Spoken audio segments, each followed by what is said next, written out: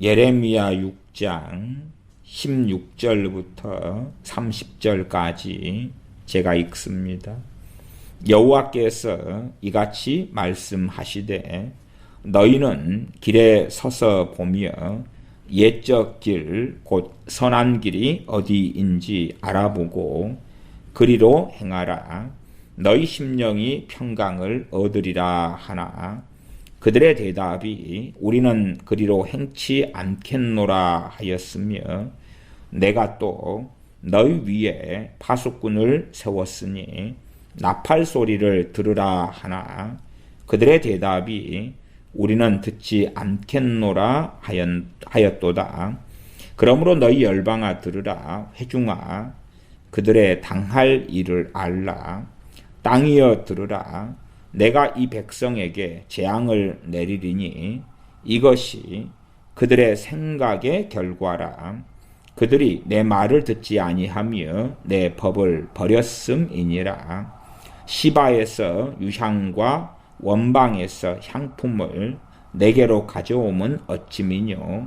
나는 그들의 번제를 받지 아니하며 그들의 희생을 달게 여기지 않노라. 그러므로 나 여호와가 이같이 말하노라. 보라 내가 이 백성 앞에 거침을 두리니 아비와 아들들이 한 가지로 거기 거치며 이웃과 그 친구가 함께 멸망하리라. 여호와께서 이같이 말씀하시되 보라 한 민족이 북방에서 오며 큰 나라가 땅끝에서부터 떨쳐 일어나나니 그들은 활과 창을 잡았고 잔인하여 자비가 없으며 그 목소리는 바다가 흉용함 같은 자라. 그들이 말을 타고 전사같이 다 항오를 버리고 딸 시온 너를 치려 하느니라 하시도다. 우리가 그 소문을 들었으므로 손이 약하여졌고 고통이 우리를 잡았으므로 아픔이 해산하는 여인 같도다. 너희는 밭에도 나가지 말라. 길로도 행치 말라. 대적에 칼이 있고 사방에 두려움이 있음이니라. 딸 내 백성이 굵은 배를 두르고 재에서 굴며 독자를 이름같이 슬퍼하며 통곡할지어다. 멸망시킬 자가 호련히 우리에게 올 것임이니라. 주께서 가라사대 내가 이미 너로 내 백성 중에 살피는 자와 요새를 삼아 그들의 길을 알고 살피게 하였노라. 그들은 다 심히 패역한 자며 다니며 비방하는 자며 그들은 녹과 철이며 다 사악한 자라. 풀물을 맹렬히 불면 그 불이 나비 살라져서 단련하는 자의 일이 헛되게 되느니라. 이와 같이 악한 자가 제하여지지 아니하나니 사람들이 그들을 내어버린 은이라 칭하게 될 것은 나 여호와가 그들을 버렸음이니라. 아멘. 6장 18절입니다. 16절이지요. 여호와께서 이같이 말씀하시되 너희는 길에 서서 보며 옛적 길 곧 선한 길이 어디인지 알아보고 그리로 행하라. 길에 서서 보며 비유적인 말씀이지요. 실제적 길보다도 자신들이 걸어왔던 또한 걸어가는 서 있는 신앙의 현주소, 영적 현주소. 자신들이 지금 말씀을 배우고 제사를 지내고 하나님을 섬긴다 하는 그 길, 그들의 제사장들과 그들의 선지자들이 가리키는 그 길, 그 길에서 서서 보며, 지금 그 길이 아니야. 서서 그 말은 멈추는 것이죠. 그리고 옛적 길, 곧 선한 길이 어디인지 알아보아라. 지금 너희가 걸어가고 있는 그 길, 그 여정이 잘못되었어. 틀린 길로 가고 있는 거야. 옳은 길이 아니야. 너희들이 지금 길을 찾아가지고 그 길이 잘못된 길이니까 바른 길로 가야 돼. 그러면 그 바른 길이 어느 길이냐? 이정표가 예적 길 곧 선한 길이다. 예적 길. 우리들도 신앙의 기준이 좀 문제가 되고 잘못되면 우리들에게도 예적 길 곧 선한 길이 우리에게도 많은 경우 있어요. 일단은 교회 역사적으로 한다면 첫째는 종교 개혁자들이 걸었던 길. 그들의 길이 완벽하진 않아요. 그러나 상당한 이정표를 제시할 수 있다 그 말이죠. 그리고 이제 청교도들이 걸었던 길. 청교도들도 당연히 완벽하진 않아요. 그러나 이정표를 제시할 수 있다 그 말이죠. 우리가 잘 아는 뭐 찰스 스펄전 목사님이나 조지 밀러 목사님이나 무디 선생님이나 휘필드나 요한 웨슬리나 하는 하나님의 사람들. 그런 분들, 요즘에 현대화된 신앙서적, 신학서적 많잖아요. 신학서적은 계속하여 새로운 것을 내야 됩니다. 그런 것보다 예적 길고 선한 길. 이정표가 가까이에서 찾으려면 종교개혁기로 가는 게 맞고, 청교도나 혹은 근세에서 찾으려면 최소한은 역사적으로 하나님의 사람이구나 하고 최소한 누구라도 인정하는 이에게 찾아야 한다 그 말이에요. 이 당시에도 예레미야 선지자는 백성들에게 선지자로 인정을 받지 못했지요. 그러나 유대인들도 시대가 흘러가면서 나중에는 그분은 참된 선지자였어 그러면서 그분의 아버지는 심지어 대제사장이었어라는 미화까지 시키고 하는 일을 하지요. 어쨌든 나중에는 인정하게 되죠. 실제로 우리가 존경하는 상당히 많은 이 크리스천들, 그 다음에 정말 하나님의 사람으로 누구나 다 인정하는 사람들의 경우도 당대에서는 그렇지 않은 일들이 있었어요. 당대에는. 그러나 시간이 흘러가니까 정말 하나님의 사람들이구나 인정되는 사람들이 있어요. 물론 의외로 우리가 생각하는 현 시대와 최근 근래 1900년도 최근래의 사람들 가운데 하나님의 사람이다. 그렇지만 그렇지 않은 사람들이 생각외로 많습니다.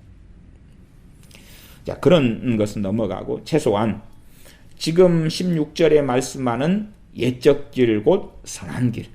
그러면 모세라는 하나님의 사람이 걸었던 길, 사사들이 걸었던 길, 다윗이 걸었던 길, 여호수아가 걸었던 길, 하나님의 사람 아브라함이 걸었던 길, 그런 길을 말씀하는 거죠. 그런 길. 사무엘 선지자가 걸었던 길, 그런 길을 말씀하는 거예요. 그런 길.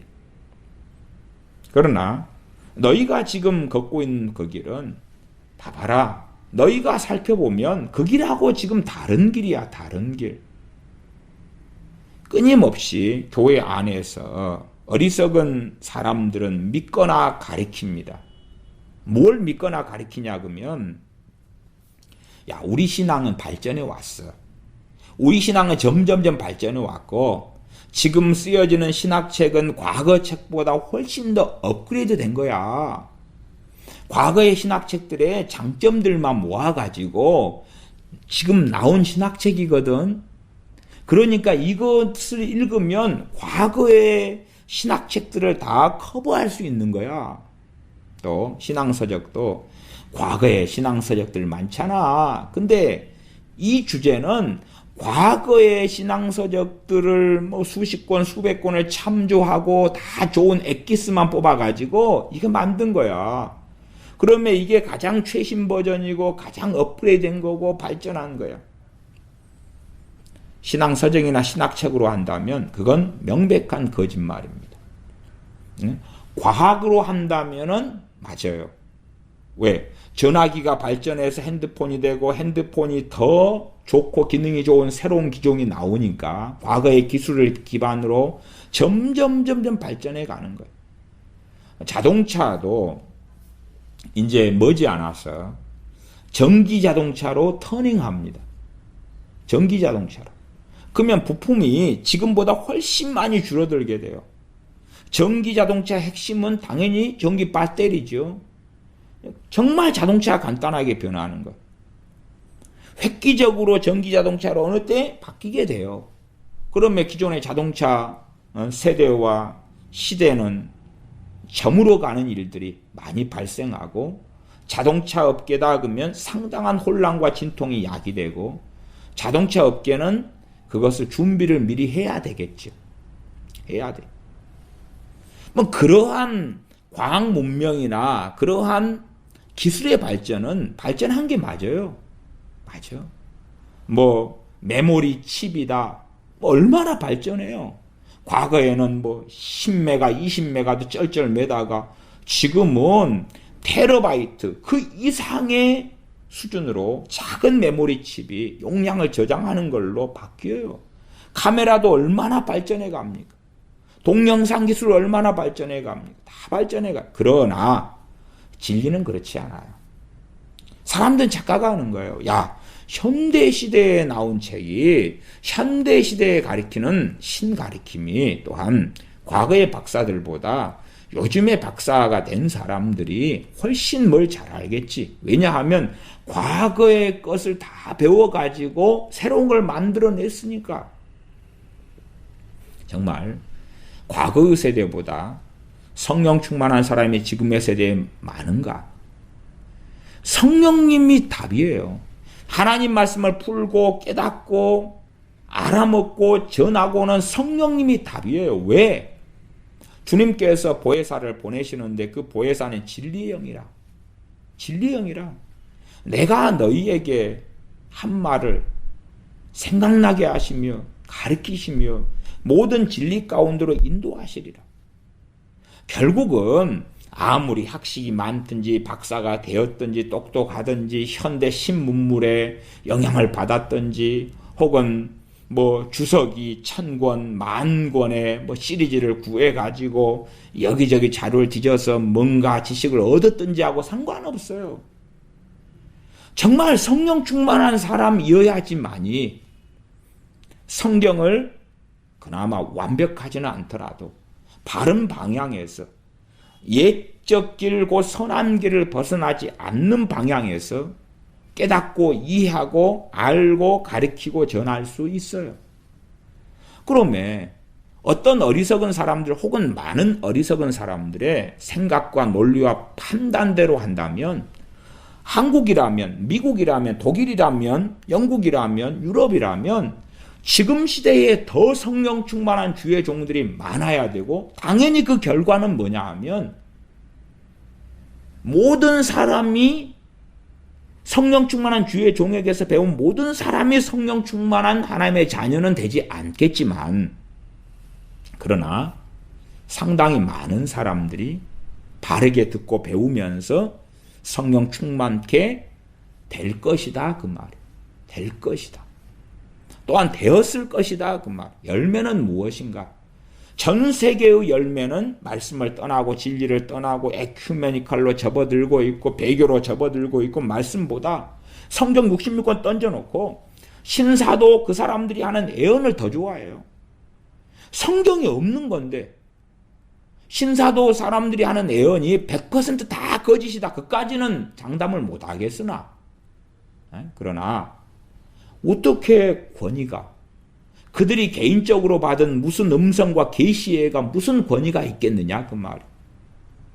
하나님의 말씀을 전할 것이 없어서 성경 66권이 존중받을 이유가 없어서 자기들이 개인적으로 어젯밤에 은밀히 길 가다가 뭔가를 듣고 배운 것을 전달하는 시간이 하나님의 말씀을 증거하는 시간이 되었느냐 그 말. 그것이 신식이라고 생각하고 가장 최신이라고. 제가 하나님의 음성 듣는 것에 대하여 끊임없이 문제를 제기하고 위험성 또한 미혹 등을 가르쳐 왔습니다. 전해왔어요. 그러면 정말로 과거에 우리보다 더 성령 충만했으며 하나님을 깊이 알았던 그 하나님의 종들이 사실상 지금 우리가 빠져있는 그 중보기도와 빠져있는 뭐 이동호 목사 전에 가르쳤던 관상기도라든지 혹은 하나님의 음성 듣기라든지 그런 것을 가르쳤냐 그 말이에요. 그런 걸 전달했냐. 그러니까 그런 부분으로 가면 정말 성경을 벗어난 것들을 가르치는 사람들은 그때보다 과거의 때보다 지금 때가 성령의 기름 부음이 더 많고 은혜가 더 많고 역사가 많고 발전해 와서 과거에는 그러한 깨달음을 받을 수 없는 저 차원이었는데 지금은 그 차원의 기름 부음을 주는 시대다. 그렇게 속이고 미혹하죠. 아니 정말 그 차원이면 과거의 하나님의 사람보다도 더 나아야 된다 그 말이에요.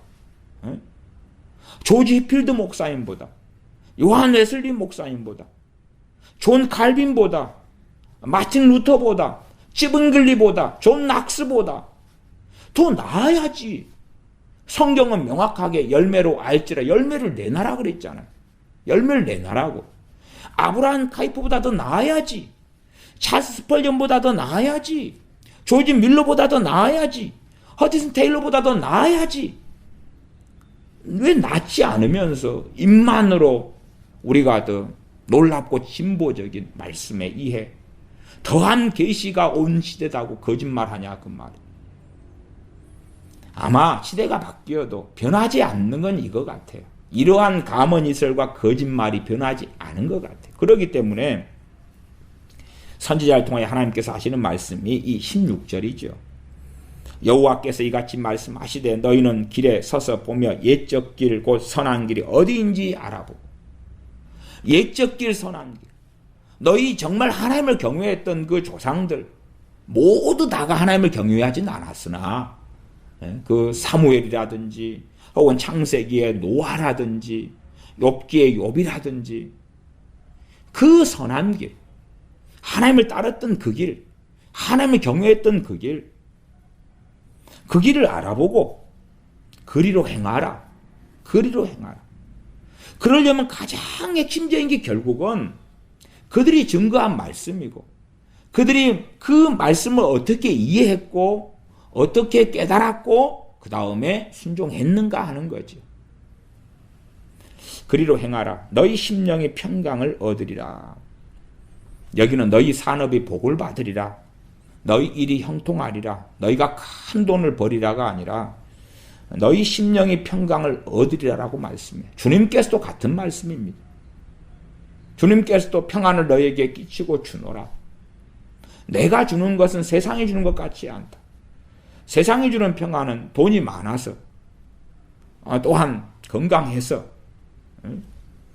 내가 쓸 물건들이 넉넉하게 많아서 존경을 받아서 명예가 있어서 예쁘고 잘생겨서 배경이 좋아서 거기에서 오는 평안이 아니라 그렇기 때문에 하나님으로부터 오는 이 평안, 주님께로부터 오는 평안은 사실은 받는 사람만 알죠.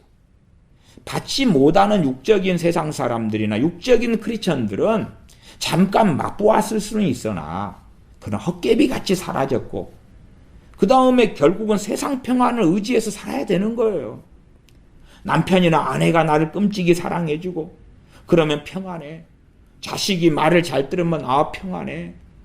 야, 재산이 좀 있어서 평안하고 재산이 있는데 더불어서 시댁 부모님이 또 유산을 또 한 뭉텅이 주신다네. 와, 평안해. 장래 기대감이 있어. 적금을 큰 것을 넣어놨고 내 퇴직한 다음에도 먹고 살만한 재산이 있어. 그래서 평안해. 세상이 주는 평안이죠. 물론 그것도 있으면 좋지요. 그러나 옛적 길을 곧 선한 길로 행할 때에 너희 심령이 평강을 얻으리라. 무슨 평강입니까? 하나님과 우리 관계에서 평강이죠. 하나님만이 주실 수 있는 바른 하나님의 백성으로서 누리는 하나님의 평강. 그 평강을 얻는다 말씀합니다. 그렇게 하나님께서 말씀하셨으나 그들의 대답이 우리는 그리로 행치 않겠노라. 우리는 이 길이 더 진보적이고 이 길이 더 맞는 길로 본다. 지금 시대에 진보란 껍질을 썼습니다. 좌파가. 근데 진보적 그리스도인, 진보적인 기독교, 진보를 표방하는 KNCC, NCCK. 얼마나 멋지게 보이냐 그 말이. 우리는 이제 더 업그레이드된 세기를 찾아내었다. 해방신학이라는 여성신학, 퀴어신학, 그러한 세계를 찾아내었다. 자유주의 신학의 세계, 우리의 복지의 신학, 성공신학, 만몬신학, 부의 신학, 대부흥의 신학, 우리의 새로운 걸 발견해냈고 우리는 그리 가겠다. 그리 가겠다. 옛적 길고 선한 길, 저것은 쾌쾌 묵은 것 아니냐. 노땅들이 걷는 길이고 틀딱들이나 하는 것이고. 그래서 신앙서적도 새것 새것 새것, 신학 강의도 새것 새것 새것, 그렇게 달려가는 거죠. 야, 더한 기름 부음이 있으니까 지금 이 새 시대에 맞는 무슨 기름 부음이 있을 거야? 그렇게 주장하는 것입니다. 어떤 사람, 꽤 상당히 유명한 어떤 외국의 어떤 사람이, 누군지는 말하지 않겠습니다. 원체 그 사람 때문에 제가 욕을 많이 먹었어요. 근데 그 사람이, 자, 지금은 마지막 새 시대이기 때문에 이제 성인들이 천국에서 내려와서 교제하고 교통하고 일하고 바쁘다. 최근에도 지금 베드로 사도가 내려와가지고 베드로 사도가 누구에게 계시를 주고 일하고 바쁘고, 또 내게는 지금 엘리야 선지자가 이번에 찾아왔고 모세가 찾아와서 설교 이렇게 하고 가르쳐주더라. 이건 지금 이 시대에 벌어지는 일이야. 그러니까 그에 추종하는 사람, 열광하는 사람들이 와, 그렇고, 대한민국에 대하여 때때로 그 양반이 예언하니까 와, 아멘 하고, 제가 그 사람이 거짓 선지자라고 설교를 몇 편 하니까 개떼처럼 달려들어서 욕을 하는 거예요. 그 사람이 전하는 건 옛적 길, 곧 선한 길이 아니라, 야, 새 시대니까 성경에서 반대하는 것, 반대하는 접신. 근데 모세가 찾아와서, 엘리야가 찾아와서, 그래서 계시 주고 대화하고 함께 시간을 보내다가 떠나가고. 놀랍네. 왜 놀랍냐? 성령님이 이제 필요 없잖아요. 성령님을 누가 대신하는 거예요? 성경에 있는 다니엘이 찾아오고 에스겔이 찾아오고 사무엘 선지자가 찾아오고 그랬다. 희한한 시대. 그래서 마지막에 대부흥이 일어나는데, 그러한 주의 종들, 그러한 천국에 있는 주의 종들이 마지막에 이 땅의 사람들과 함께 일해가지고 대부흥을 가져올 것이다.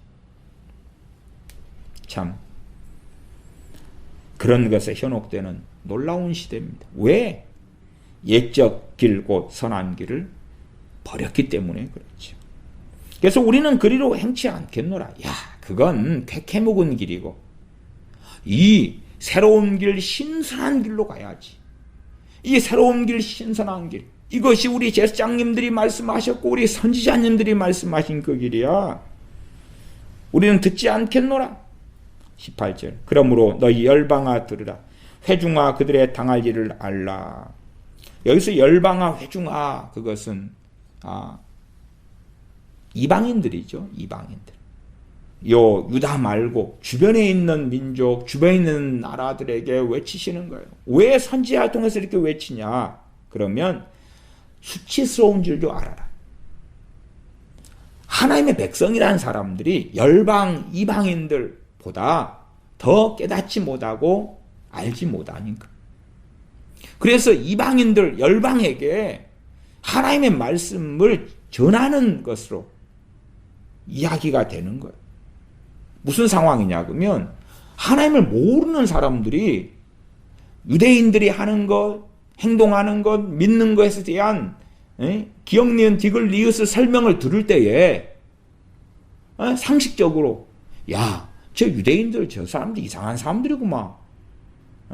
우리가 비록 여호와 하나님을 안 섬기는데, 그러나 명백하게 저 예레미야 선지자가 하는 말씀이 맞구만.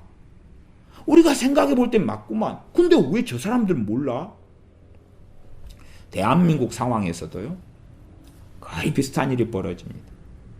대한민국이 지금 어느 지경, 말하자면은 미중 무역전쟁, 지금 심각한 것이 뭐냐 그러면 이제 일본과의 무역전쟁으로 들어가고 있는 거죠. 아예 일본과 반일 감정이 일어나고 대결 구도로 가고 있는 거, 한판 붙어보자. 그렇게 지금 문 정권은 하고 있는 것이. 그러한 일을 통해서 대한민국이 무슨 비극을 겪을 것이냐. 옛날 이야기를 좀 하면요, 97년에 IMF가 시작되면서 98년에 이제 본격적인 IMF였죠. 근데 어떤 면에서 97년 당시에 일본이 도와줬다면 한국은 IMF가 안 옵니다. 그러나 일본이 97년 11월 달에 한국에 투자했던 돈을 회수했어요. 물론 일본의 자국 내의 사정도 있었어요. 일본이 회수하니까, 그러니까 외국인 투자자들이 한국 지금 상황이 투자할 상황이 아니구나. 투자금 회수해야 될 상황이구나. 그리고 돈 다 뺐다니까요. 그러니까 터져버린 거죠. 일본이 돈만 묶어뒀어도, 일본이 딱 보니까 일본이 신뢰할 만한 경제 강국이고 힘이 있고 해외 재산이 굉장히 많고 일본이 믿고 맡긴다. 그러면 서구 유럽이나 미국이나 이런 투자자들이 돈을 빼지 않는다 그 말이에요.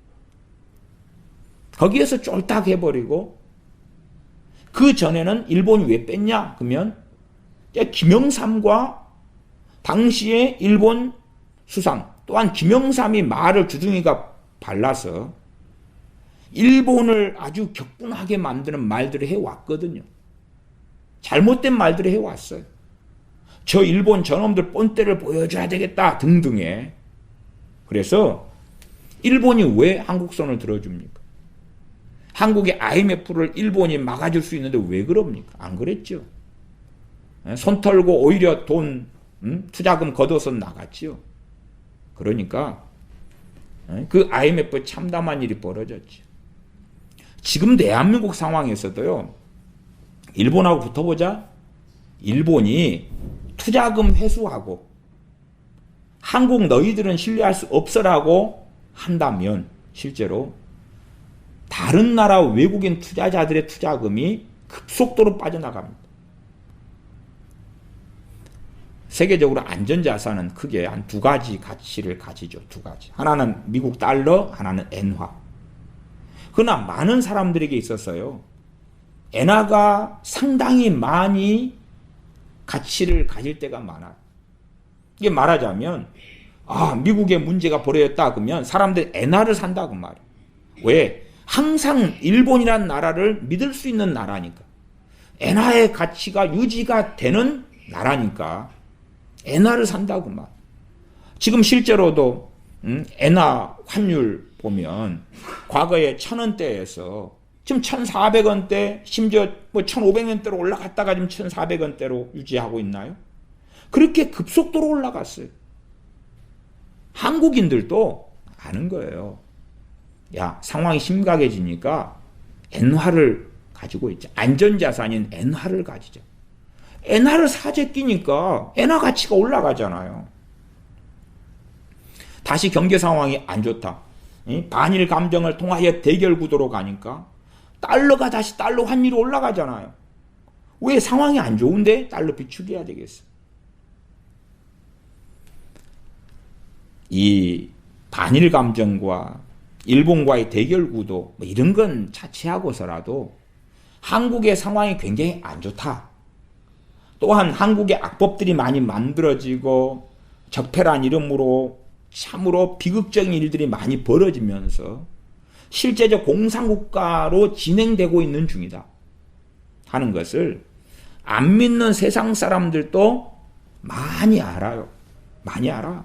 그런데 크리스천들은 잘 모르는 사람이 많아요. 잘 모르는 사람이 많아요.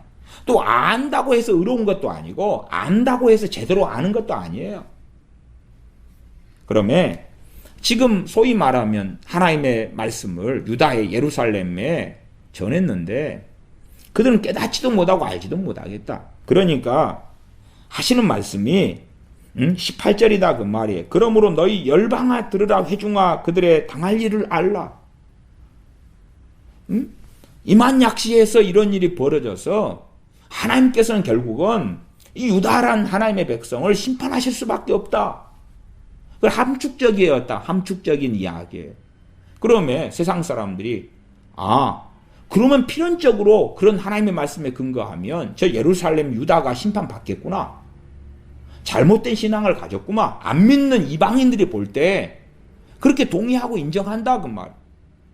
차라리 그러니 하나님 말씀을 안 믿는 이방인들이 전해가지고 지금 예루살렘의 영적 상황, 제사장들과 선지자들의 상황, 하나님 말씀이 이렇다 하고 안 믿는 사람들한테 설명하고 가르치면 그들이 끄떡끄떡 한다고 말이야. 하나님을 섬긴다는 게 아니라 이게 됐네, 왜 그런지 알겠네, 앞으로 예루살렘 큰일 났네. 그런데 동일한 것을 하나님의 백성들에게 설명하고 가르칠 때에 그들은 모른다고 말이야. 그러면 주님께서 이 땅에 오셨을 때도 하시는 말씀이 참으로 빛의 아들들보다 이 세대의 아들들이 더 지혜롭다 하는 것이 지금 한국 교회의 상황이에요. 대부분의 상황이에요. 그러면 너 열방아 들으라, 회중아 그들의 당할 일을 알라. 열방, 그 다음에 회중도 하나님의 백성 유대인들의 회중이 아닙니다. 여기도 이방인들을 이야기하고 열방 이방인 나라들을 이야기해요. 19절은 땅이여 들으라. 땅이여 들으라. 자연 만물에 이야기하는 것 같잖아요. 왜냐 그러면 하나님의 백성이 벽창호니까. 벽창호니까. 야, 땅, 흙, 돌멩이가 너희들보다 더 잘 알아먹겠다. 땅이여 들으라. 내가 이 백성에게 재앙을 내리리니 이것이 그들의 생각의 결과라. 항상 이 겉과 속이 다른 위선자들이 아니고서야, 또한 위선은 잠깐 동안의 행위고 일반적으로 자기의 말과 행동은 생각의 결과다 그 말. 뱃속에 있어야 돼. 또 생각은 마음의 생각 그렇게 말씀하기 때문에 마음에서 생각이 나와요. 악한 생각이 나와요. 그 다음에 그 결과로서 생각한 대로 말하고 행동하고 사는 거예요.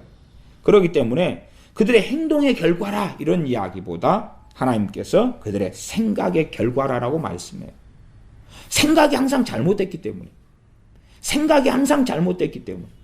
생각이 왜 잘못되냐? 양심이 잘못됐으니까. 마음이 그릇됐으니까. 거기에서 생각이 나오는 거예요. 썩어버린 오물통이 있으면 거기에서 썩은 냄새가 나는 거예요. 뱃속 마음에 있는 것에서 썩은 냄새가 나오고 올라오는 것, 하수도 수채구멍이 있으면 거기에 더러운 냄새가 나오는 것, 그게 생각이거든. 그게 생각. 그 생각의 결과가 물론 그들은 그 자기들의 생각의 결과를 행동하고 액션했죠. 말하고 살았죠. 그러나 그에 따른 하나님께서 주시는 결과가 또 있다고 말. 그들의 결과는 악행이고 하나님 주신 결과는 재앙이다 그 말이에요. 자기들은 자기 생각대로 했는데 하나님이 왜 간섭하세요? 아니, 하나님은 심판자이시며 주권자이시에요. 아무리 자기들이 부인할지라도 그들이 내 말을 듣지 아니하며 내 법을 버렸음이니라. 20절에 보면 시바에서 유향과 원방에서 향품을 내게로 가져오면 어찌미뇨. 시바의 유향과 원방의 향품은 아주 비싼 겁니다. 말하자면은 뭐 예루살렘이나 유다에서 만들어지는 유향과 향품은 좀 싸구려죠. 비매품은 메이커가 아닌 거, 비메이커. 지금 일본과 무역전쟁 한다 그럴 때도요, 실제로 한국이 가지고 있는 기술이요, SK 같은 데도 중요한 기술은요, 일본 회사와 한국 회사가 지금 합작해가지고 기술을 가지고 있는 거예요. 그러니까 한국이 자체적으로 개발한 기술은 별로 없어요. 지금도 일본 기술에 의하여 한국이 살고 있어요. 왜냐하면 일본 기술을 한국이 못 따라가요. 그래서 기술 협정을 맺고 로열티를 주고 그 기술을 가진 사람이 가져와서 가르쳐주고 합작 회사를 하고 중요한 부품들은 일본에서 수입하고 그런 방식으로 한국이 유지되어 온 거예요. 그래서 일본의 제품이 이제 오리지널, 그치요? 그 다음에 한국이 그나마 물건을 만들고 수출하고 했던 것은 틈새 시장. 아, 일본 것은 고급인데 대신에 좀 비싸. 그러면 뭐 기능이 더 떨어지고 기술이 좀 떨어져도 열심히 일본의 기술을 배우고 쫓아가려는데 안 되니까 값싼 노동력으로 좀 중저가품을 만들어서 한국이 그 틈새 시장을 팔아왔던 거예요. 이제는 그것을 누가 가져가냐 그러면 중국이 가져가고 있어요. 중국이 가져가요. 그러면 당장은 중국에게 한국이 무역 이익을 보고 있는 것처럼 보이나, 그러나 몇 년 지나면 대한민국 상황이 그대로 간다 그래도 사실은 상황은 굉장히 안 좋아요. 중국하고 같은 길을 걸어간다? 경쟁자가 중국이고, 중국은 중국 정부 차원에서 기업을 돈을 쏟고 밀어버려요. 그리고 수단과 방법을 가리지 않고 기술을 빼내버려요. 그들에게는 법이 없어요. 왜 미중 무역전쟁의 문제가 되냐? 그러면 수단과 방법을 가리지 않고 하는 그 악행을 멈추라는 거예요. 더군다나 중국을 저렇게 잘 먹고 잘 살게 해준 나라가 미국이에요. 미국. 실제로 그래요. 그게. 실제로. 근데 이제 중국의 덩치가 커지면서 저들이 전 세계적인 악행을 자행하고 있기 때문에 화해부터 시작해서 멈추라는 거예요. 그것이 미중 무역전쟁의 본질이에요. 근데 한국 같은 경우는 이 중국과 함께 하려 해요. 그러나 중국이 생산하는 제품과 한국이 생산하는 게 겹친다니까요. 결국은 한국 기업이 얼마 빼놓고는 무너질 수밖에 없는 거예요. 자, 지금 말씀드리는 것은 정말 좋은 메이커냐 아니면 중저가품이냐 할 때에 유다에서 만들어지는 건 중저가품이다 그 말이에요. 네? 그런 탑의 메이커도 아니고, 그럼 그 탑의 메이커에 하나님께 이제 제사 지내고 제물을 바치고 할 때에 필요한 것 중에 하나가 뭐냐 하면 유향과 향품이죠. 근데 그것을 아주 메이커를 가지고 오는 거예요. 시바에서, 또한 원방이다 그러면 주로 동방이나 바사 페르시아나 이런 데서 가져오는 거거든요. 먼 곳, 동방이나 바사 정도를 이야기해요.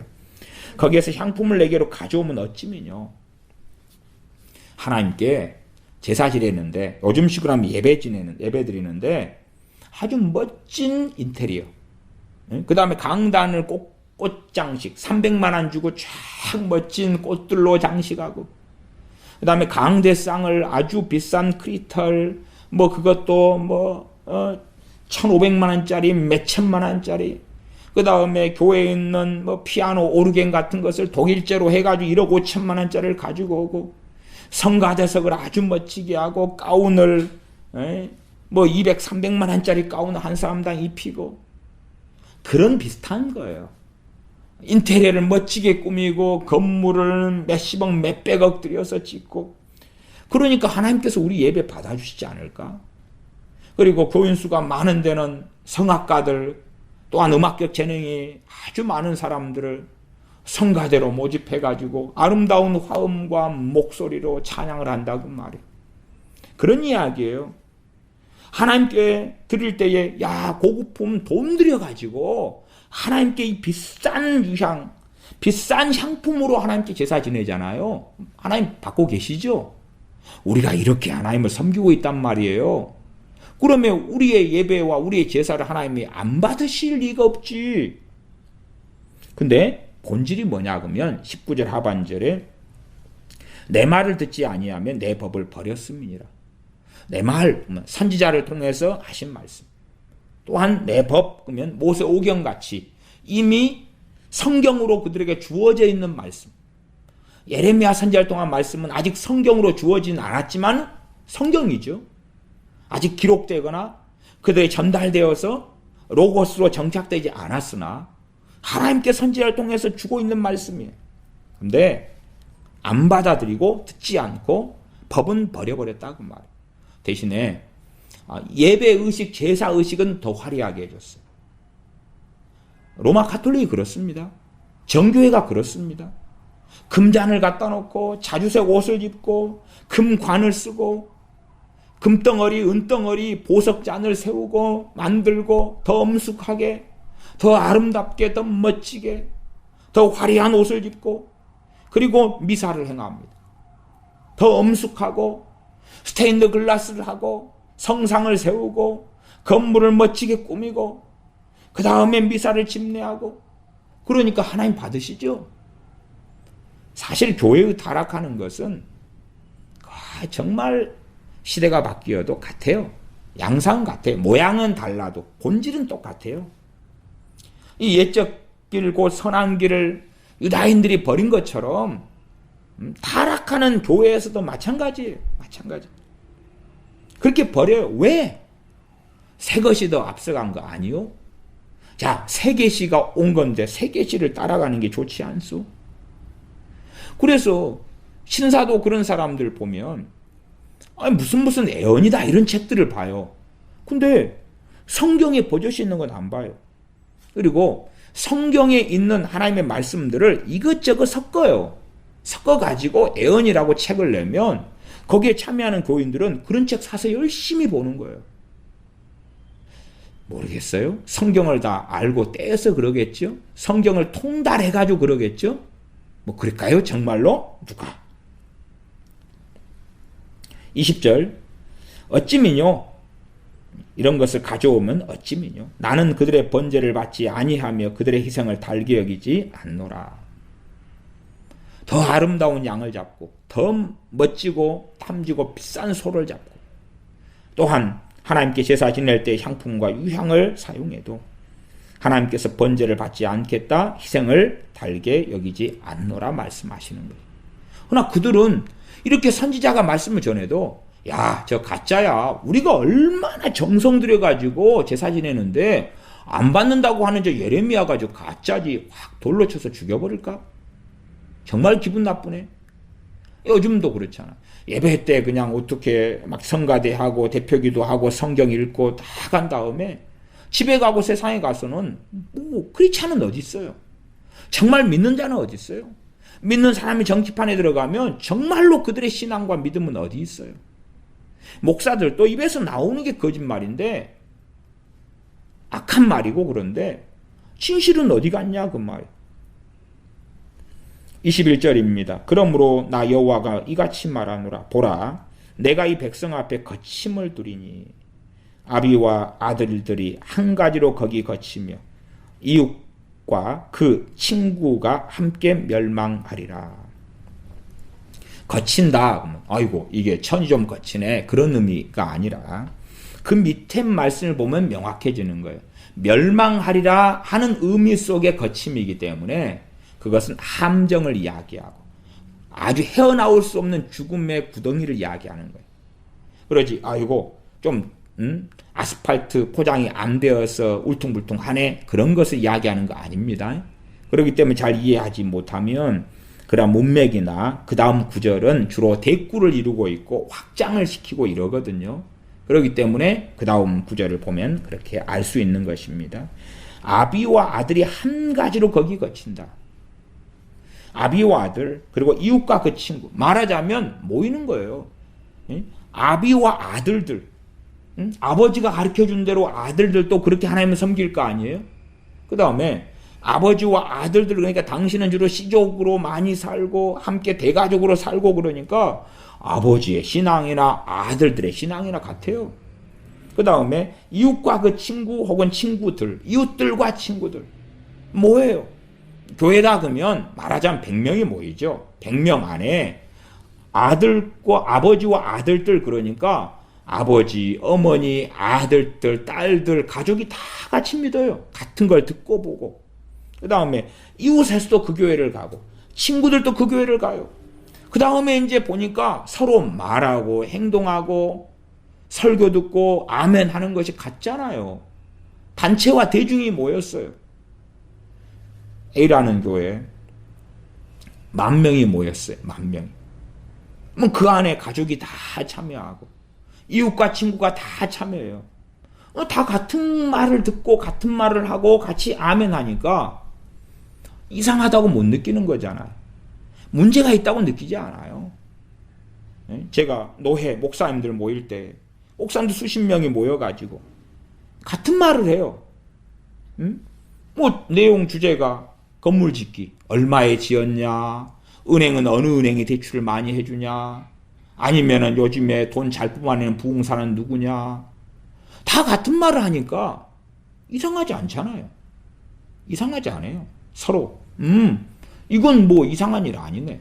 그 다음에 그 바람 쫙 하고 이제 어느 때 돼서 어지간한 뭐 목사님들은 건물 지은 다음에 그 다음에 필요한 게 이제 주차장이거든요. 왜? 점점점 차가 한 가족에 한 대, 두 대 시대로 넘어왔기 때문에 주차장은 어떻게 장만했냐? 뭐 우리 교회 같으면 예배당 옆에 집을 인수했어요. 갖고 사서 무너뜨리고 주창 만들었어요. 얼마 들었어요. 어쨌어요. 저쨌어요. 그런 이야기예요. 아비와 아들들이 한 가지로 거기 거치며. 왜 함께 해요? 함께 하니까. 이렇게 하나님 같이 믿는 거지. 이런 방식의 신앙 스타일이 뭐 나만 그래? 다 똑같이 하잖아.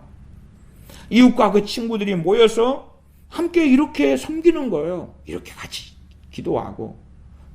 같은 방식인데. 문제 없어. 그러다가 함께 갑자기 멸망해버리는 거예요. 하나님의 심판이 온다 그 말이죠. 22절 여호와께서 이같이 말씀하시되 보라 한 민족이 북방에서 오며 큰 나라가 땅 끝에서부터 떨쳐 일어나나니 그들은 활과 창을 잡았고 잔인하여 자비가 없으며 그 목소리는 바다가 흉용함 같은 자라. 그들이 말을 타고 전사같이 다 항오를 버리고 딸 시온 너를 치려 하느니라 하시도다.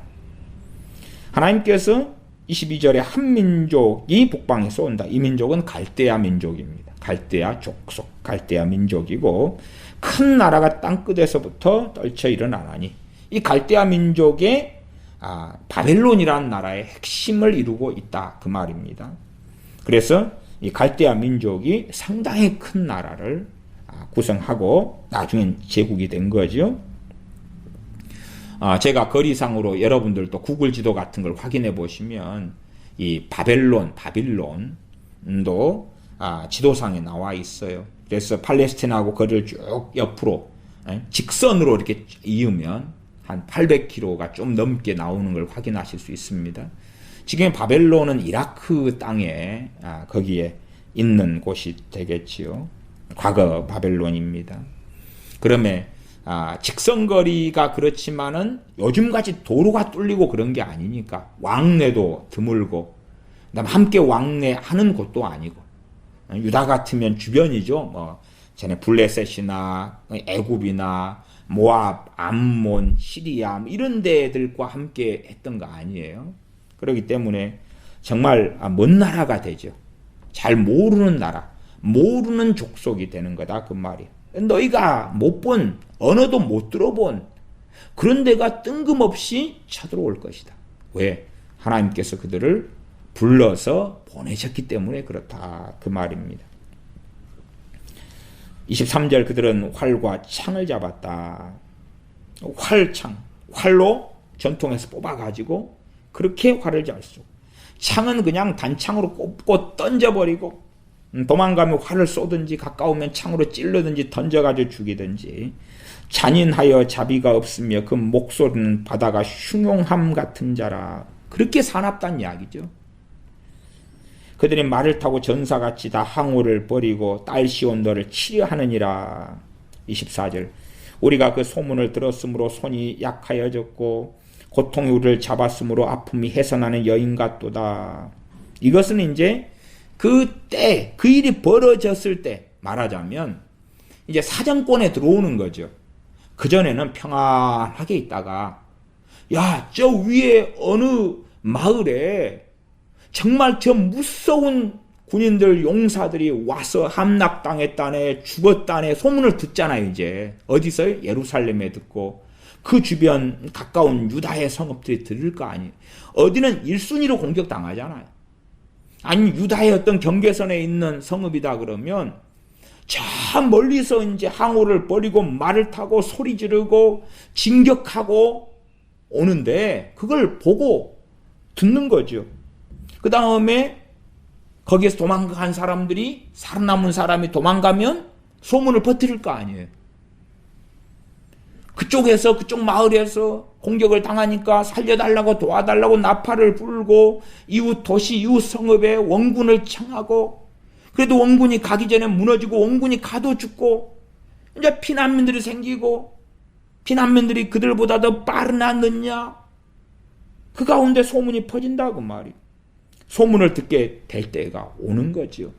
소문을 들을 때에 손이 약해지고 고통이 우리를 잡았다. 아픔이 해산하는 여인 같다. 무슨 말이냐고 완전히 절망이 와버리면 신체가 아무 이상이 없는 것 같은데 죽을 것 같다 그 말.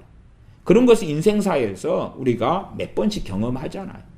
저는 가장 먼저 경험했던 것은 초등학교 때 82년인데 82년에 아버지께서 배에서 업으셨는데 사고로 돌아가셨다 하는 전보를 제가 집에서 혼자 있다가 받았는데, 그러니까 이제 완전히 넋이 나가더라. 넋이 나가.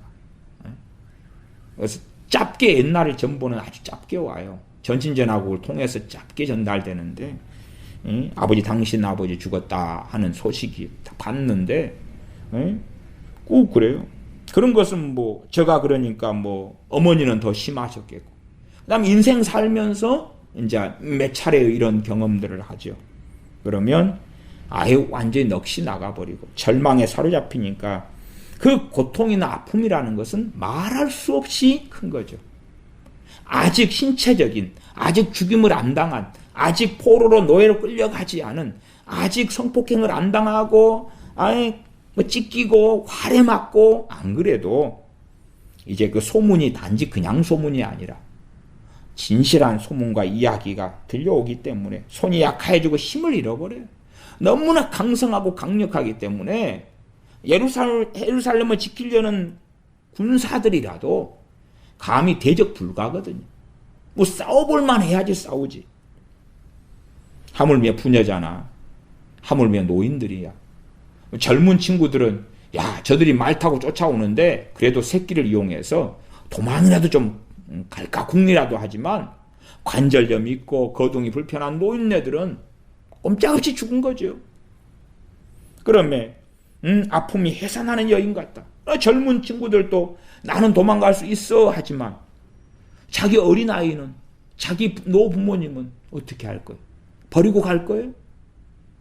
비극에 비극이 있는 것입니다. 25절, 너희는 밭에도 나가지 말라, 길로도 행치 말라, 대적의 칼이 사방에 두려움이 있음이니라. 이제 도망가도 늦었다 그 말이에요. 그냥 밭에 나가지 말라 그 말이 집에만 있으면 안전하다 그거 아닙니다. 밭에 나가도 길로도 나가면 너희 곧 잡혀 죽어. 그 다음 26절입니다. 딸 내 백성이 굵은 배를 두르고 재에서 굴며 독자를 이름같이 슬퍼하며 통곡할지어다. 26절은 26절 상반절은 크게 두 가지로 이해되고 해석됩니다.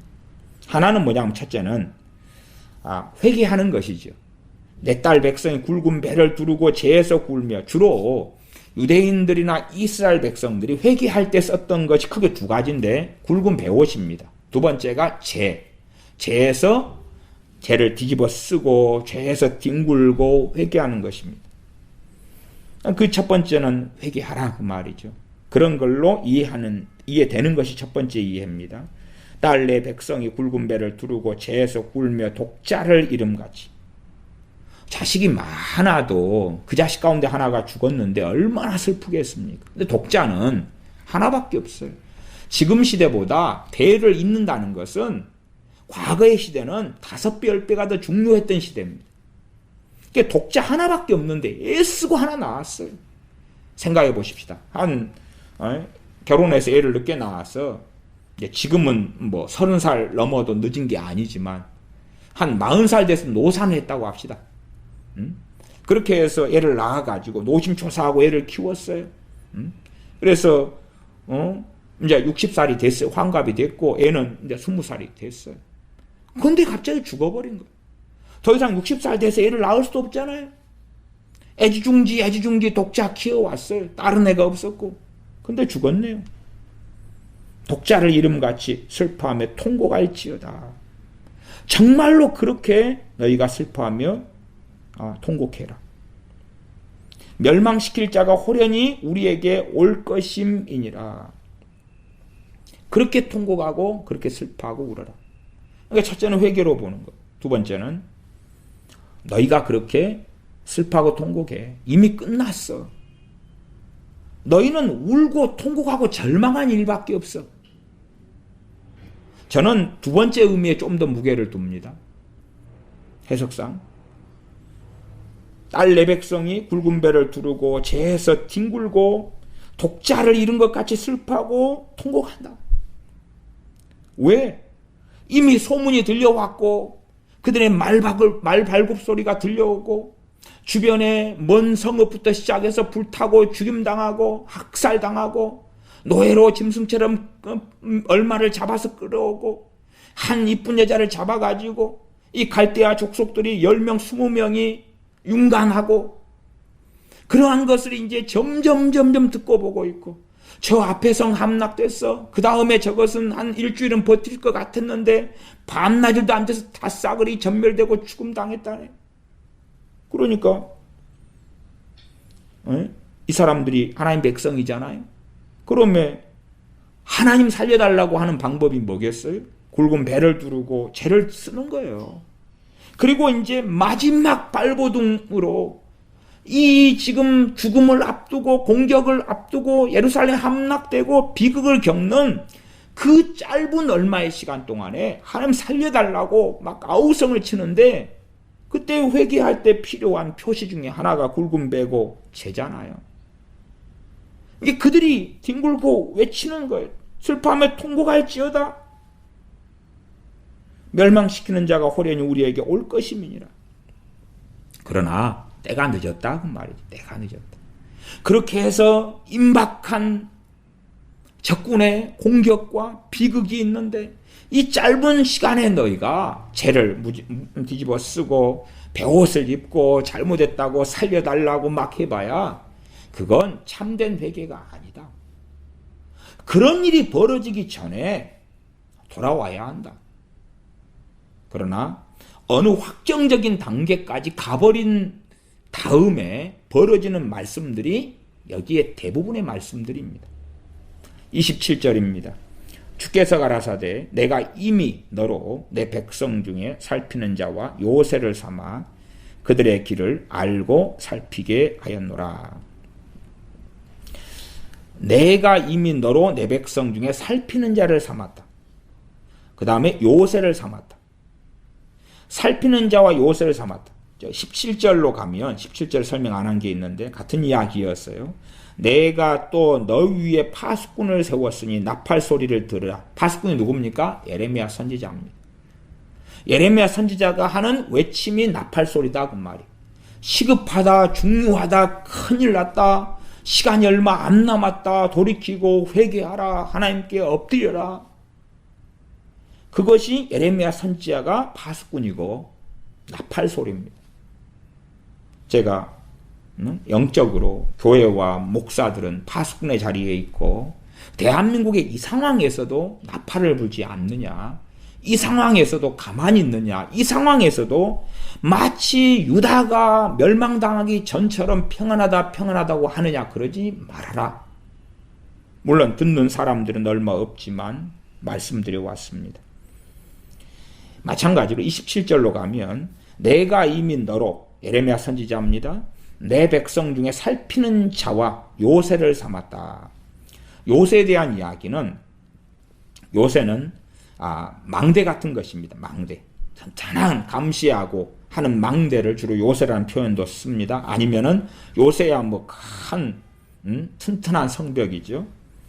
1장 18, 19절에 보면 이와 관련된 내용이 있습니다. 예레미야 1장을 돌아가 보겠습니다. 예레미야 1장 18, 19절에 제가 읽으면 보라 내가 오늘날 너로 그 온 땅과 유다 백성과 그 족장들과 그 제사장들과 그 땅 방백들 앞에 견고한 성읍, 쇠기둥, 노성벽이 되게 하였은즉 이렇게 나오죠. 같은 이야기죠. 하나님께서 요새를 삼았다. 그들이 너를 치나 이기지 못한다. 말하자면 첫 번째는 살피는 자다. 두 번째는 요새다. 요새를 삼아 그들의 길을 알고 살피게 하였노라. 어떻게 알고 살피냐? 하나님께서 창세기 6장 같은 데도 그 땅에 거하는 악한 사람들, 가득한 사람들의 악함을 보고 직접 내려가 살피겠다 말씀하시죠. 그 다음에 아브라함 시대 때 롯이 거하였던 소돔에 대하여 하나님께서 아브라함과의 대화하실 때에 내가 직접 가서 보겠다. 그리고 이제 천사를 보내시죠. 그다음 천사들이 거기에서 경험해요. 이리 나와, 우리가 상관하겠다. 우리가 너희들과 성관계를 맺겠다. 동성애 관계를 맺겠다. 그들을 넘겨달라. 그리고 롯에게 외치지요. 그런 것이 직접 경험하는 거고 직접 보는 거고 체험하는 거예요. 최종적인 판결 전에 마지막 기회를 주시는 것이기도 하지요. 말하자면 하나님은 전능하신 거 다 알아요.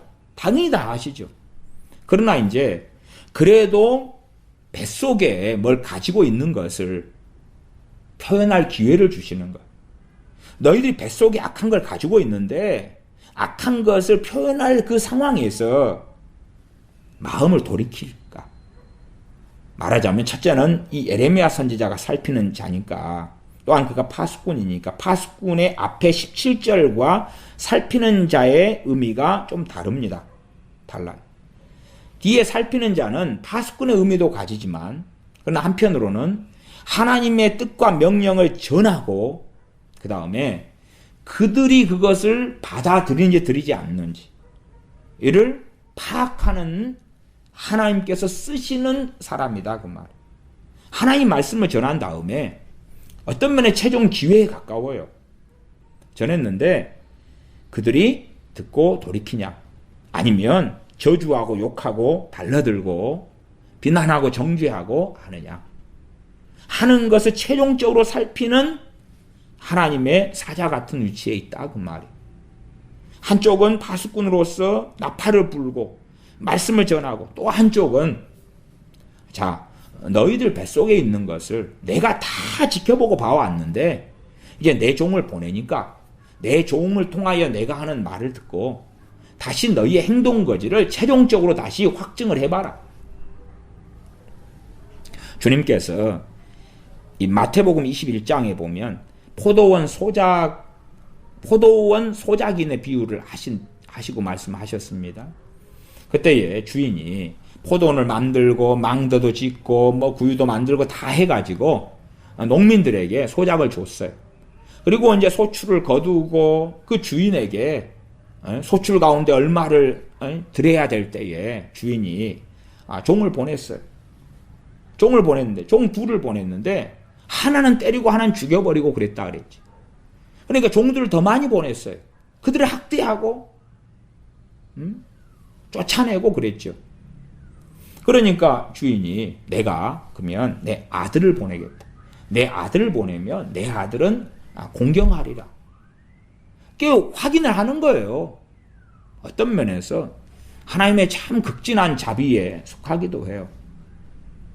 이미 겪을 대로 겪었는데 이것은 단지 이 세상에서 죽고 사는 문제 이전에 이러한 유다인들이 이렇게 해서 죽으면 영원한 지옥이에요. 영원한 지옥.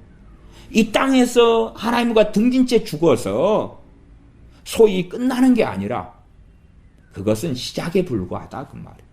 지옥의 문이 열렸고 거기에 들어가서 영원한 지옥의 고통의 시작에 불과한 거예요. 그러면 하나님께서 다시금 종들을 보내고 또 보내고 마지막으로 아들을 보내시고, 사실은 그 주인이 왜 아들을 잡아 죽일 것인가를 모르셨겠어요. 그러나 일말의 가능성 회개하고 돌아올 수 있을까? 하나님께서 예레미야 선지자를 보내셔서 하나님 말씀을 증거한 다음에 듣는 너희의 정확한 뱃속에 있는 걸 이제 최종적으로 확인할 테니까 그걸 내보여 봐라. 그리고 그럼에도 예레미야 선지자를 통하여 40년이라는 시간을 주셨어요. 물론 그 사이에 BC 605년에 바벨론의 1차 침공이 있었고, 그때 다니엘 선지자 같은 경우 잡혀가고 또 죽고, BC 598년에 2차 침공이 있었고, 에스겔 선지자 같은 경우가 잡혀가고, 그 다음에 최종적으로 586년 7년이지만 그러나 토탈적으로는 40년이라는 시간을 주셨다 그 말. 그리고 한 번 치고 두 번 치고 이렇게 시간을 주셨어요. 그럼에도 불구하고 돌아서지 않았다. 예레미야 선지자는 마지막 최종적인 예레미야 선지자가 한편으로는 시험대예요. 시험대. 그래서 예레미야 선지자가 살피는 자다. 두 천사를 소돔성에 보내는 것처럼 자, 소돔이 얼마나 악한지 그 악행이 내게 상달되었는데 너희들 직접 가서 살펴라. 하나님께서 내가 가서 보겠다, 알아보겠다 말씀하시면서 그의 종들 천사들을 보내셨지. 마찬가지로 예레미야 선지자가 단지 그냥 하나님 이 백성을 구원해 주십시오. 자, 하나님 말씀을 전한다. 이렇게 간단하지 않아요. 사실상 대부분의 선지자들이 그렇습니다. 그래서 그 앞에도 예레미야 선지자에게 여호와의 분노가 임하여서 그 분노가 가득하여서 6장 11절에 그것을 거리에 있는 아이들과 모인 청년들에게 붓겠다. 그렇게 말씀하죠. 그냥 단순히 하나님 말씀만 전하는 메신저가 아니에요. 28절입니다. 살피게 하였노라. 그 다음에 살폈지요. 결과가 나올 거 아니에요. 결과가. 28절 결과입니다. 시험 봤는데 결과예요. 말하자면 한 A라는 아이가 공부를 너무 안 해요. 시험을 봤어요. 낙제했어요. 재시험을 보게 했어요. 낙제했어요. 또 재시험을 보게 하는 거예요. 공부 안 한 줄 뻔히 아는데 그래도 마지막 재시험을 한번 보겠다. 거기에서도 낙제되면 F다. 하는 것처럼 살폈다 그 말이에요. 예레미야 선지자를 통하여 또한 그가 경험하고 실증하면서 살폈다. 28절 그들은 다 심히 패역한 자며 결과가 나와버렸죠. 시험 점수가 나와버린 거예요. 그들은 심히 패역한 자며 예레미야 선지자도 피상적으로 알았을 거예요. 패역한 자를 몇 명 알지만은 뭐 개인적인 인생과 삶의 관계를 가지면서 500명, 1000명하고 알고 지내는 건 아니니까 이름은 좀 알지 몰라도 개인적인 긴밀한 관계로서 그들을 아는 것은 사람이란 건 시간과 환경의 한계성이 있잖아요. 그러나 이제 하나님 말씀을 가지고 그 말씀 가지고 사생활보다는 말씀을 증거하고 부딪혀 보니까 결론은 그들은 다 심히 패역한 자입니다. 그래서 그 앞에는 말씀을 전한 다음에 야 이들은 정말로 미련하기 때문에 이제 소위 말하면 귀한 자들에게 간다. 같잖아요. 말씀 아는 자들, 잘 배운 사람들, 글자 아는 사람들, 잘난 사람들, 소위 박사님들, 교수님들, 제사장들, 선지자님들, 왕족들, 귀족들 갔는데 정말 똑같더라 그 말이. 다심히 패역한 자며 다니며 비방하는 자며 그들은 녹과 철이며 다 사악한 자라. 녹과 철이다 그 말. 그만큼 강팍하다 그 말. 그만큼 강팍하다. 29절 풀물을 맹렬히 불면 그 불에 납이 살라져서 단련하는 자의 일이 헛되게 되느니라. 이 풀무하고 그 다음에 납을 예제와 비유로 사용합니다. 납이라는 것은 참 많은 합금 재료나 우리는 납땜하거나 많이 쓰이는 거예요. 당시에도 납은 많이 쓰이는데 이 납은 소위 물렁물렁하잖아요. 물렁물렁해. 그러니까 녹는 점이 낫다 그 말이에요. 조금만 열기를 가하면 납이 녹아요. 그래서 여기에도 쓰고 저기에도 쓰고 그럴 수 있는 게 납이에요. 근데 이 맹렬히 풀무에다가 불을 올리면 납이 적당한 온도 가운데 녹여가지고 모양을 만들어야 되는데 맹렬히 해버리니까 이게 뭐 납이 증발되는 것처럼 튀어나가 버리는 것처럼 아예 목적을 이루지 못한다 그 말이에요. 그래서 납을 단련해서 사용하려면 적당한 온도, 맞는 온도가 돼야 되는데 뭘 모르는 사람들은 야 철을 녹이는 것처럼 납을 녹여버리면 뭐 이건 헛되게 되는 거죠. 그러한 수고와 일이 헛되게 되는 거예요. 그런 것처럼 29절 하반절에 보면 이와 같이 악한 자가 제하여지지 아니하나니. 정말로 고난이 있고 환난이 있고 하나님께서 선지자를 통해 말씀하시고 그러는데 헛된 일이 되어버린다. 악한 자가 제해지지 않는다. 악한 자가 죽었어요. 몇 명이 죽었어요. 그러니까 이제 악한 자 끝이겠지. 근데 아이들이 똑같이 악한 자예요. 끝나지 않는 거예요. 악한 자가 말하자면 제거해도 이 납을 갖다가 너무 높은 온도로 해버리면 원하는 목적이 이루어지지 않는 납이 살라져서 불태워져서 그래서 단련하는 자 일이 헛된 것처럼 선지자를 통하여 하나님 말씀 증거해도 악한 자가 제거가 안 되는 거예요. 악한 자가 제거되는 방법이 그 두 가지 아니겠어요? 하나는 악한 자 회개하고 돌아서는 것이고, 또 하나는 악한 자가 사건 사고든지 죽는 거예요. 심판받아 죽든지 간에.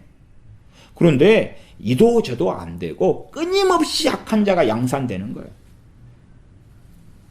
예레미야 선지자가요, 40년 사역이니까 어지간한 사람들 말고 세대가 바뀌어요, 안 바뀌어요? 바뀌죠. 바뀌어요. 광야에서 이스라엘 백성 40년 있는 동안에 세대가 바뀝니다. 세대가 바뀌어요. 그 앞에 세대는 다 죽어요. 여호수아, 갈렙 제외하고 다 죽었어요. 근데 예레미야 선지자 40년 사역에도 바뀌었잖아요. 세대가 바뀌었어요. 물론 예레미야 선지자가 사역할 때에 10살이다. 그럼 10살이 이제 40년 끝날 때는 50살이다 그러잖아요. 그것도 바뀐 세대인 거죠. 10살 철없는 아이가 자 뭔가를 보고 듣고 50살 장년이 되었고, 그때 당시에는 50살이면 노년이죠. 노년이 되었어요. 그리고 당시에는 평균 연령 수명 자체가 의료나 혹은 이 보건 같은 게 잘 안 되어서, 또 의약품 등등 때문에 평균 수명이 아주 낮았잖아요. 그렇기 때문에 한 40년이면, 특별히 광야에서는 하나님께서 발도 부릅뜨지 않고 병들지도 않게 해주셨어요. 그 가운데 40년 동안에 이제 심판하신 거고, 그러나 이제 이 악한 세상에는 질병도 많고 연병도 많고 기근도 많고 하나님의 심판도 많고, 그래서 많이 죽죠. 세대가 바뀌는데도 악이 끊어지지 않아요. 악한 자가 이 정말 못된 애들, 그리고 선지자가 이제 보니까 한 40대들이 너무 악한 거라 20년을 막 예언해서 60살 되기 전에 평균 수명으로 하면 거의 대부분 죽었어요. 그리고 20살이 40살이 되고, 근데 청출을 함 청을함이라. 옛날에 40대 그 악한 놈들이 다 죽었는데 전에 그 젊은 놈들이 40대 돼가지고 더 못돼 처먹어버리는 거예요. 그것이 그 악한 자가 제하여지지 않는다고 말이에요. 그렇게 예레미야 선지자를 통해서 하나님께 수고하고, 또한 이른 비와 늦은 비와 단비를 막으시고, 하나님은 계속하여서 일하시죠. 유다를 돌이켜보려고, 그들을 회개시키려고. 요즘의 개념은 그런 거 많잖아요. 하나님은 전능하시니까 만나주셔가지고 확 바꿔버리세요. 아니, 예레미야 선지자나 이사야나 예레미야서는 뭘 봐보세요. 그게 가능한지. 그것은 하나님의 공의에 맞는 게 아니에요. 하나님의 사랑에 맞는 것도 아니에요. 하나님의 사랑은 진리의 사랑이거든요. 하나님이 뭘 하고 그렇게 고생하고 그의 종을 괴롭히는 것처럼 하시겠어요? 하나님께서 그냥 왕들 밤중에 나타나셔가지고 내 이놈 회개하라. 선지자들, 제사장들 뭐 하나 봐야 몇 명이나 되겠어요? 한국에 지금 일하고 있는 목회자들, 목사들만 해가지고 한 98,000명 나오던가요? 그러면 200만을 살리려고, 자 10만 명 너희들 모여봐. 내 이놈들. 그리고 목사들 10만 명이 다 회개해버려요. 내일부터 교회 개혁 조금이라도 가능성이 있겠지요. 하나님은 안 그러신다 그 말이에요. 아니 10만 명을 그렇게 하시면 100만 명도 그렇게 하시겠지. 이때 꼴랑 예루살렘과 이 팔레스틴 작은 땅덩어리에서 유다인들이 뭐 많았겠어요? 기껏해야 100만도 안 되는 숫자다 그 말이에요. 100만도 안 돼. 당시 출애굽했을 때 군사가 한 60만 명이고 여자, 노인들, 애들 합치면 한 200만이 넘겠죠. 많이 잡으면 한 300~400만도 잡습니다만은. 거기에 이제 유다와 베냐민, 그 다음에 레위 지파, 그게 세 가지니까 총 13개 지파 가운데 요셉 지파가 두 개로 나눠졌잖아요. 에브라임과 므낫세로. 그래서 13개가 되고 하나님 것 레위가 하나 빠지니까 12지파라 그런다고 말이에요. 그러면 그런 의미에서 이 유다와 베냐민과 그 레위 지파 정도인데 숫자가 얼마나 되겠느냐? 수십만 단위예요. 수십만 단위.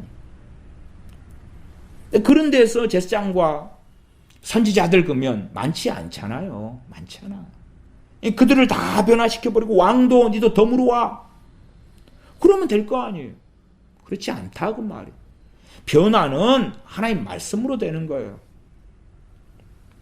예레미야 선지자를 기도의 선지자, 눈물의 선지자라고 그러잖아요. 많은 경우에. 근데 그것도 본래적으로 안 맞는 거예요. 별로 안 맞아요. 막 이 유다 백성의 심판 때문에 울고 애달파하고 그게 아니라 앞에 6장에 보니까 여호와의 분노를 쏟는 통로가 되잖아요.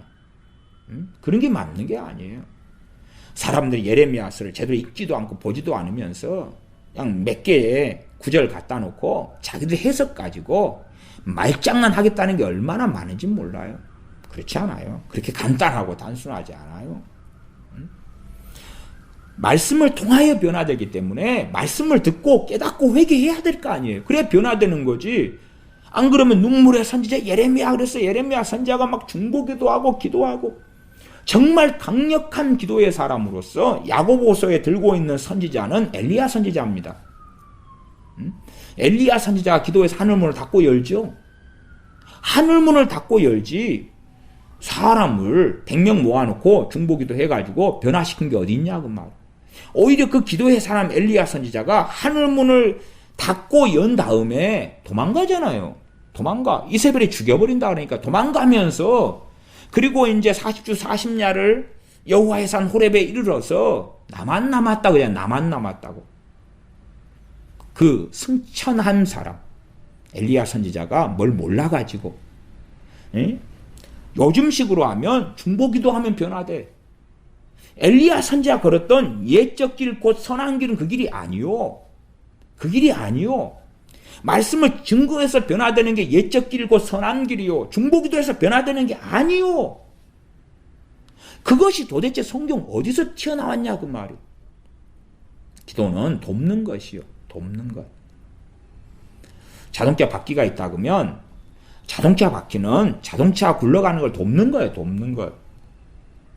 자동차 바퀴만 있는 자동차가 엔진도 없는 자동차 바퀴만 있는 자동차가 달릴 수 있을 것 같냐 그 말이에요. 달리려면 언덕 올라가려면 누가 밀고 당겨야 되겠죠. 그럼 걸어가는 게 낫지. 기도는 돕는 거라. 무슨 기도는 만사를 변화시킨다. 개 풀 뜯어먹는 소리를 하냐 그 말이에요. 그러면 에레미야 선지자가 눈물의 선지자니까 맨날 골방에 앉아 기도만 하면 될 거 아니에요. 기도만 하면. 인구도 적어요. 수십만 명이라. 수십만 명. 예루살렘 성 같은 경우는 몇만 명 살았다고 알려지고 많이 잡으면 한 10몇만까지도 이야기합니다. 5만 명도 있고 6만 명도 있고 이 땅이 있으니까 땅을 이제 그 땅의 통계는 면적은 나오기 때문에 여기에 이제 집 몇 채로 집어넣으면 몇 명 정도 살 수 있었다. 이 계산이 나오니까 똑똑한 사람도 많잖아요. 그리 많지 않아요. 요즘에는 한국 도시 같으면 5만 명이 넘어야 도시가 되나요? 외국에 있는 도시는 한 10,000명 넘으면 도시가 되고 나라마다 기준이 좀 틀린데 그런 도시 기준에 겨우 소도시 기준에 맞는 것일 뿐이에요. 성경에 나오니까 예루살렘이 우리가 사는 도시 뭐 대구나 대전이나 그러면 100만이 넘고 그러죠. 부산 그러면 몇 백만인가요? 300만이 넘나?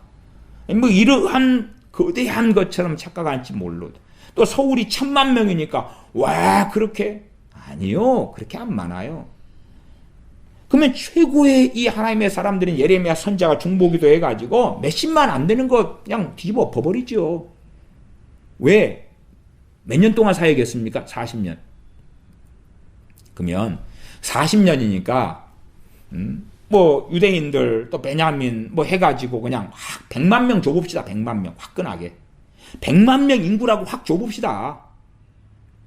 그 다음에 이제 40년이니까 1년에 몇 명씩만 변화를 시키는 거예요. 기도를 통해 40년을 걸쳐서 하면 될 거 아니에요. 먼저 죽을 인간들 1년에 몇 명씩 해가지고 40년간 대부흥을 이 100만 명도 안 되는 이 땅덩어리에 혹은 핵심 수도가 예루살렘이니까 예루살렘 얼마 안 되니까 그걸 가지고 40년간 기도해버리면 부흥 안 일어나겠어요? 안 일어나는 거예요. 하나의 방법도 아니에요. 요즘에 그러고 있어요. 신사도 애들 요즘은 죽었습니다만 옛날에 피터 와그너나 중보기도 시스템 뭐 네트워크 만들어 가지고 A라는 도시를 정해서 막 몇십만 명이 중보기도 하고 그래서 부흥이 대부흥이 그렇게 하면 일어난다. 안 일어났어요. 다 그거 검증된 겁니다. 물론 그로 인하여 책이 쓰여진 게 여러 권 있는데 그러나 보는 시각이 틀린 거예요. 정상적인 시각으로 볼 때는 안 일어났어요. 야, 어느 교회가 중보기도 1년 해봤더니 거기에 교인 수가 120명인 교회가 150명이 되었더라. 어느 교회는 갑자기 성장해서 400명, 600명 되었더라. 아니, 그런 것은 그런 중보기도 안 받은 동네에도 그런 교회는 있어요. 그냥 있어. 그런 중보기도 안 받아도 조엘 오스틴 같은 인간은 엄청나게 교인들이 모이잖아요. 미국에서 지금 제일 많이 모일걸요. 그런 거 안 받아도 많이 모이면 옳은 거예요? 도대체 그게 무슨 관점이냐? 틀린 관점이다. 잘못된 것이에요. 그러면 그런 잘못된 것을 전파하고 말하고 행하고 내 자식을 위해서 말씀을 가르쳐야지. 중보기도만 하고 예배당에만 데리고 나가고 목사가 가르쳐 줄 것이고 주일학교 데리고 나가면 전도사가 말씀 가르쳐 사람 만들어 줄 것이고 기도만 하고 나는 하나님 일만 잘하면 변화될 것이다. 중보기도만 하면 돼요. 아니, 성경이 어디 있어요 도대체? 옛적 길고 선한 길은 버리고 왜 그런 길을 따라가죠? 그 길을 누가 가르쳤냐? 한국교회 핵심 인물이 이동원 목사입니다. 이동원 목사예요. 그 외에도 많은 자들이 있습니다. 그리고 나중에 끌어들이는 세력은 신사도고 그런 사람들 많이 있잖아요. 많이 있어. 하나님을 경외하는 자의 기도를 들으시고 단순히 기도로 사람을 변화시키는 게 아니라 잠언 말씀의 자녀라면, 그렇죠? 내 속으로 낳은 자녀라면 마땅히 행할 길을 아이에게 가르쳐라. 그리하면 늙어서 떠나지 아니하리라. 신명기 말씀은 자녀 변화를 위해서 어떻게 말씀 안 하요? 앉았을 때, 섰을 때, 누웠을 때, 길을 행할 때라도 말씀을 강론하라. 왜 말씀과 다른 것을 이야기하죠? 그게 편하겠지요. 듣기 좋잖아요. 말씀을 가리키는 것, 나도 모르겠는데, 또한 밥 먹고 여행하고 놀고 쉬고 게임하고 연속 보고 드라마 보는 것도 바쁜데 무슨 말씀을 가리켜? 알아서 잘 크겠지, 잘 믿겠지. 그런 것은 그래도 조금 1980년대 언제까지 성령님의 기름 부음이 한국 땅에 있었을 때에 쥐꼬리만큼 통용되던 이야기예요. 그건 은혜로 긍휼로 내가 잘나서가 아니라. 그러나 그런 옛적 길 곧 선한 길을 버리고 그리고 자기들이 만든 길을 달려가는 거예요. 그러면서 와, 중보기도 시간이 지나도 이 악한 자가 제하여지지 않는 거예요. 이 40년 30년마저도 한 세대가 바뀌지 않아요? 죄지지 않는 거예요. 생각해 보세요. 자, 예레미야 선지자 사역 시작했을 때하고 마쳤을 때하고 살았던 사람이 똑같나요? 대부분 다 바뀌었어요. 그때 태어나지 않았던 애가 소위 말하면 2년 뒤에 사역 시작한 2년 뒤에 태어나가지고 살아 있었는데 멸망할 때 38살이라. 38살. 선지자가 사역한 지 10년 뒤에 태어나가지고 멸망할 때 30살이라. 시집장가가고 일찍 결혼했으니까 애도 몇 명씩 있는 엄마 아빠가 되었다고 말이에요. 그런데 이 악한 자가 이와 같이 악한 자가 제하여지지 아니하나니. 제하여지지 않아. 하나님께서 단비를 그치게 하시고 늦은 비와 이른 비를 그치게 하시고 환경을 통하여 역사하시고 선지자를 통하여 말씀하시고 그런 것들을 해도 악한 자가 태어나가지고 자랐는데 또 악한 자고. 그래서 소돔 땅에서 남녀노소 아이까지 다 진멸하고 죽이신 이유가 그것이에요. 거기에 나봐야 악한 자이기 때문에. 나봐야 악한 자예요. 30절입니다. 사람들이 그들을 내어버린 은이라 칭하게 될 것은 나 여호와가 그들을 버렸음이니라. 내어버린 은이다. 우리도 핸드폰 같은 데서 뭐 핸드폰에 귀금속 집어넣어서 만들잖아요. 금도 있고. 무척 소량이죠. 그런 것을 이제 뭐 우체국에 넘기거나 5,000원인가 얼마에 팔기도 하고 그렇습니다만 기판 안에 그런 게 있으니까 녹여서 금을 채취하고 뭐 이런 걸 하는데 근데 은 같은 경우도 여러모로 쓰죠. 당시 화폐의 핵심적인 건 금과 은이었으니까 은은 참 귀한 거다. 금이 먼저고 은이 그 다음이지만 그리고 은도 낮보다는 높지만은 녹num점이 낮아서 은도 여기저기 쓸 수 있다고 말이에요. 귀한 기중품, 세공품 만들 때는 은을 어떻게 가공하고 녹여가지고 만든다고 말이에요. 근데 이제 내어버린 은이다.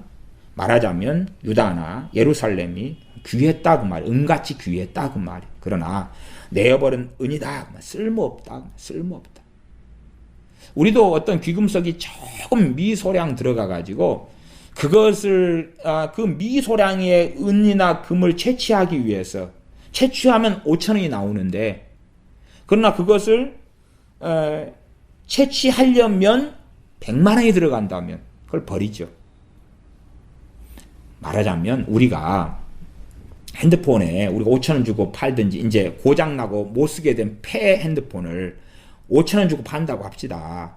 근데 거기에 있는 뭐 금이 조금 있다고 치면 그것을 우리 기술로 내가 그것을 뽑아내려면 시간이나 돈이나 얼마나 들겠어요. 결국 대부분 버리는 거죠. 근데 그쪽 전문 업체가 있어 수거해 준다니까 공짜로 주든지 몇 푼 받아 주든지 간에 하는 것이고 내가 한다면 뭐라고 합니까? 버려야지. 폐 핸드폰 같은 버릴 수밖에 없는 거예요.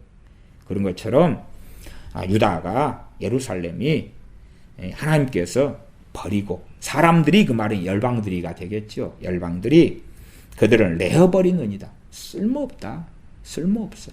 저것을 바꾸어 가지고 쓸모있게 만들려면 투자 대비 뭐 나오지 않아. 나오지 않아.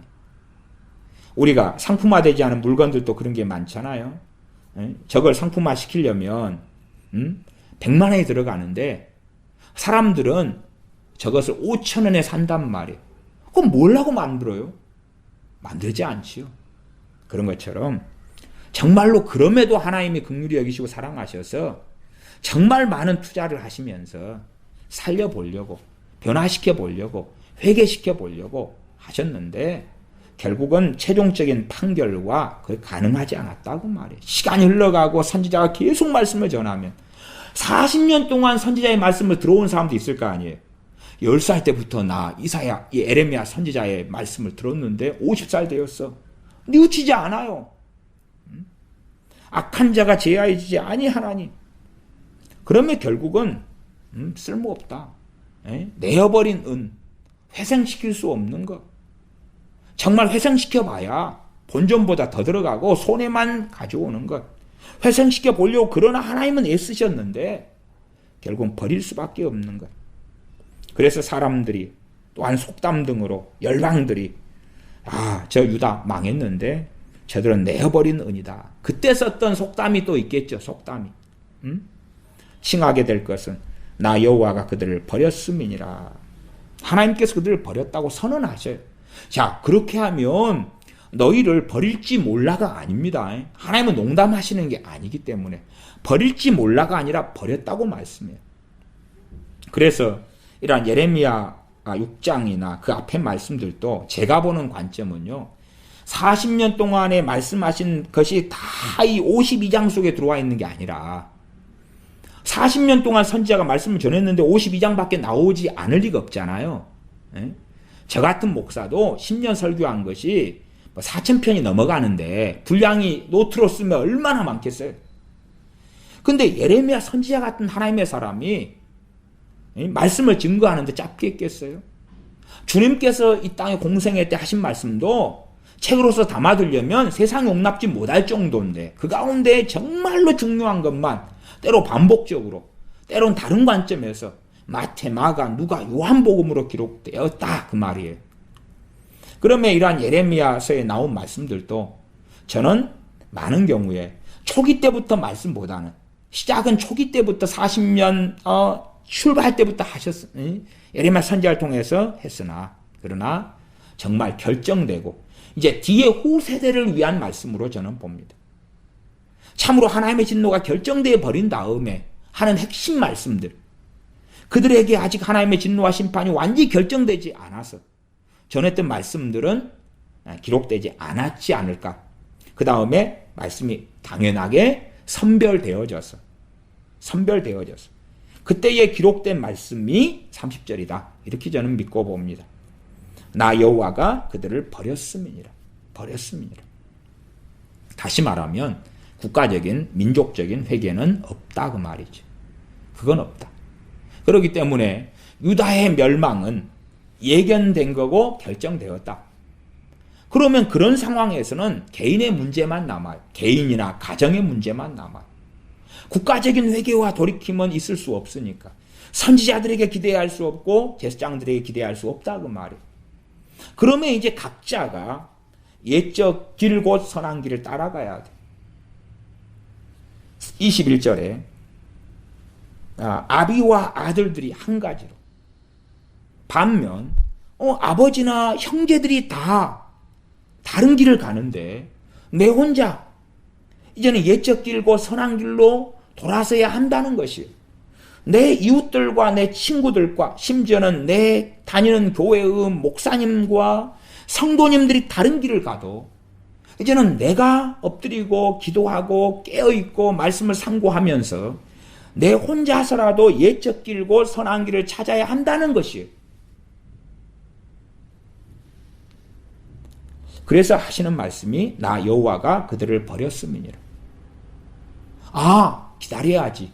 저 목사님이 계시고 이 많은 교인들이 있으니까 그래도 때가 있고 기회가 있을 것이다. 물론 대한민국에 그럴 수도 있습니다. 그럴 수도 있어요. 그러나 아닐 수도 있습니다. 기도하겠습니다. 아버지 하나님, 우리가 새 것을 추구하고 우리 어리석은 생각처럼 하나님의 말씀이나 설교도 발전되어 왔을 것이다. 신앙서적, 신학서적도 신학교의 가르침도 발전되어 왔을 것이다. 성경 원어, 히브리어, 헬라어, 아람어의 지식도 발전되어 왔을 것이다. 그러므로 지금 번역한 성경들이 옳고 지금 가르치는 가르침이 옳고 세련되고 멋지다. 그러면서 어리석게도 옛적 길 곧 선한 길을 버리는 길을 걸어가며 하나님께서 우리를 평가하시고 판단하실 때에 그렇지 않다. 진노를 내리겠다. 심판하겠다. 말씀하시면 얼마나 우리가 비참한 참극에 들어가겠는지요. 하나님의 말씀을 상고하면서 첫째는 하나님의 말씀으로 돌아오는 우리가 되게 하여 주시옵소서. 누가 환상을 보았다, 꿈을 보았다, 예언을 보았다, 받았다, 계시를 받았다, 하나님의 말씀을 뭔가를 받았다 주장해도 옛적 길고 선한 길이 이 하나님의 말씀 66권 이원칙 일이 돌아오고 또한 나아가 이 말씀을 가지고 살았던 하나님의 사람들, 종교개혁자들, 또한 역사적으로 하나님께 앞에 살았던 그러한 하나님의 사람들이 모델이 되어져서 말씀을 바르게 이해하고 깨닫고 알아서 참된 옛적 길고 선한 길을 따라 걷다가 주님 앞에 서는 우리 되게 하여 주시옵소서. 우리 주 예수님의 이름으로 기도하옵나이다. 아멘.